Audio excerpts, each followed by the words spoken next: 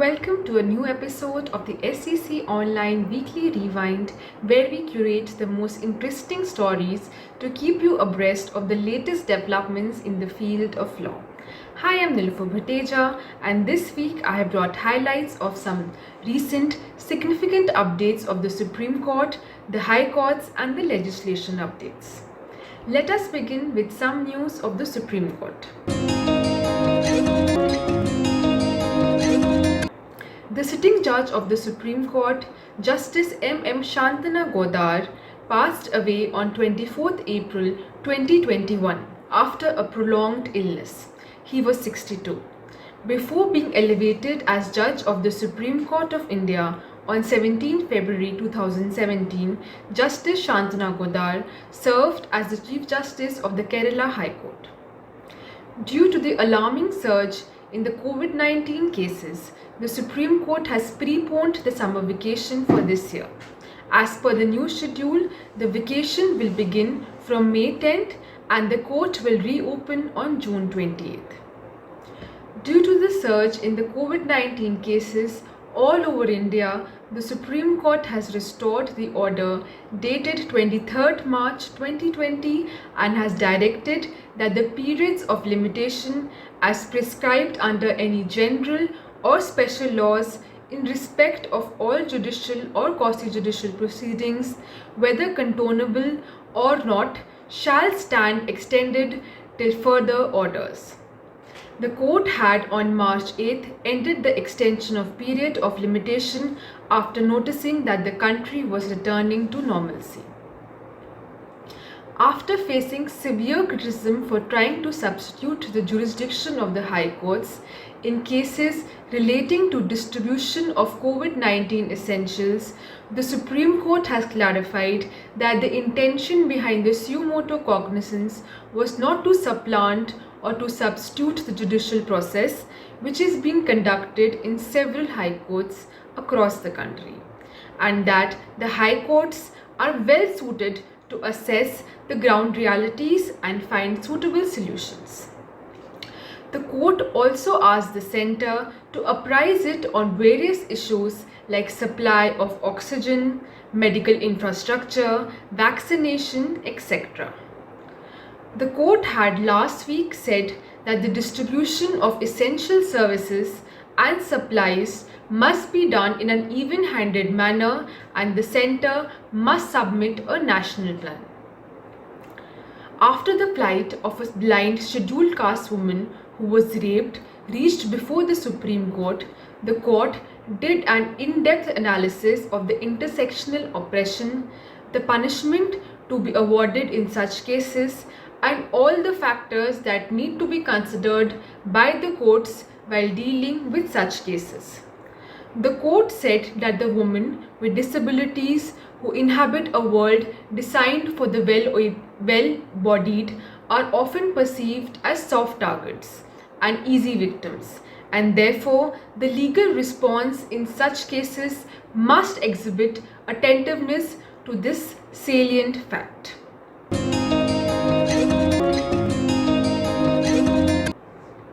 Now let us come to the High Court updates. The High Court took suo motu cognizance of Delhi government's order of keeping aside 100 rooms at the 5-star Ashoka Hotel for setting up a COVID health center for judges and judicial officers of the court and their family members. The government order had stated that the decision was taken after a request was received from the court. Noting that it made no request for any hotel, the court issued notice to the Delhi government and to the SDM who had passed this order. Later, however, the court closed the suo motu proceedings after the government's withdrawal of the said order. In a very significant ruling of the Kerala High Court, the court held that a woman who has lived in a living relationship and acknowledges the biological father of the child out of such a relationship will have to be treated as a married woman for the purposes of juvenile justice.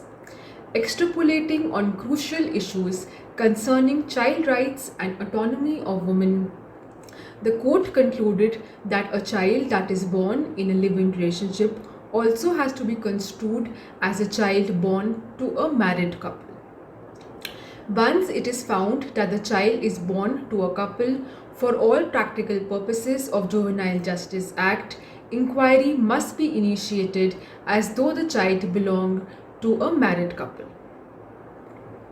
Explaining the scope of application under Order 9, Rule 13 of CPC for setting aside an ex parte decree, the Delhi High Court has said that while deciding such applications, the court has to see whether the summons in the suits were duly served or not, and or whether the defendant was prevented by any sufficient cause from appearing when the suit was called for hearing.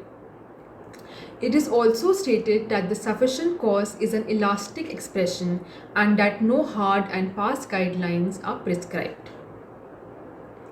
While making inquiries and directing the Election Commission to begin counting of votes on May 2nd, only after taking appropriate COVID measures at the counting centres, the Madras High Court stated that public health is of paramount importance and it is distressing that the constitutional authorities have to be reminded in such a regard. It is only when the citizen survives that he enjoys the other rights that his democratic republic guarantees unto him. The situation is now one of survival, and protection and everything else comes thereafter. The court also expressed anguish over the Election Commission's failure to ensure adherence to COVID protocols while election campaigning. The Delhi High Court has held it to be an irrefutable proposition that if the name and or likeness of a person appears on a pornographic website without the consent or concurrence of such a person, then such an act would amount to an offence, among others under Section 67 of the Information and Technology Act of 2000. Noting that it was proving quite difficult to implement injunction orders passed by the court against the offending websites and servers, the High Court suggested template directions that would be legal, implementable, effective, and would enable meaningful compliance of the orders of a court without putting any impossible or unattainable burden on intermediaries. Addressing a very interesting issue, the Kerala High Court has held that Section 62 of the CRPC does not provide service of summons through WhatsApp. The petitioner before the court was aggrieved by non-bailable warrant that was issued to him for non-appearance before the court. He contended that the summons, which was sent through WhatsApp to his mobile number, never reached him, as he had not downloaded the WhatsApp application on his phone. The court directed that the magistrate to consider the petitioner's bail application, deeming him to have appeared on summons. The non-bailable warrant was directed to be kept in abeyance.